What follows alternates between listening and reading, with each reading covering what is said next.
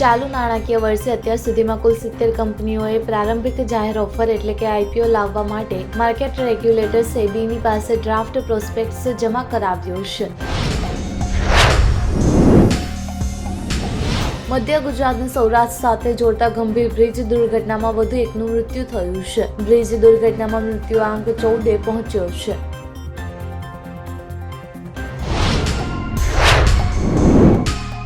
સુરતમાંથી સિંચાઈ તલાટી લાંચ લેતા ઝડપાઈ હતી, જ્યારે ઉનામાંથી કોર્ટની ઘાસડીના બિલ મંજૂર કરવા ₹7 લાખની લાંચ માંગતો કોટન કોર્પોરેશન ઓફ ઇન્ડિયાનો અધિકારી ઝડપાયો હતો.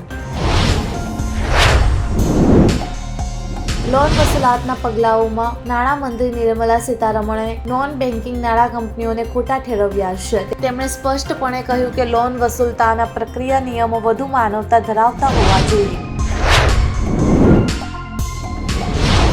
પાકિસ્તાની સુરક્ષા દળોએ અફઘાનિસ્તાનના કુનાર પ્રાંતથી દેશના ખૈબર પખ્તુનવા પ્રાંતમાં ઘૂસણખોરી કરવાનો પ્રયાસ કરી રહેલા 8 આતંકવાદીઓને ઠાર માર્યા છે.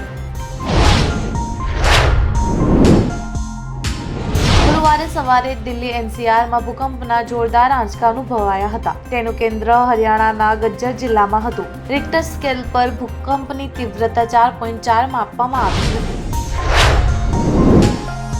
રાજસ્થાનના સરહદી જિલ્લામાં જેસલમેરના પોકરણમાં એક હૃદયદ્રાવક ઘટના સામે આવી છે.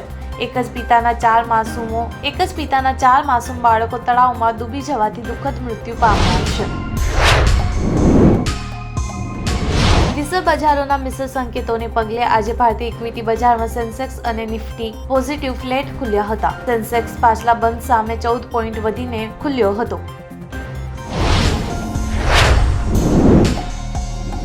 ભારત અને અમેરિકા વચ્ચે વેપાર સમજૂતીના પહેલા તબક્કાની વાતચીત પૂર્ણ થઈ ગઈ છે, એમ જણાવતા પૂર્વ વિદેશ સચિવ હર્ષવર્ધન શ્રૃંગલા કહે છે કે હવે અમેરિકાએ અંતિમ ફેસલો લેવાનો છે. અમેરિકન પ્રમુખ ડોનાલ્ડ ટ્રમ્પે વિશ્વના જુદા જુદા દેશો પર ટેરિફ બોમ્બ ઝીકવાનો પ્રારંભ કરી દીધો છે. પહેલા 14 દેશો પર ટેરિફ બોમ્બ ઝીક્યા પછી ટ્રમ્પે પછીના દિવસે બીજા 7 દેશો પર ટેરિફ લાદ્યો છે.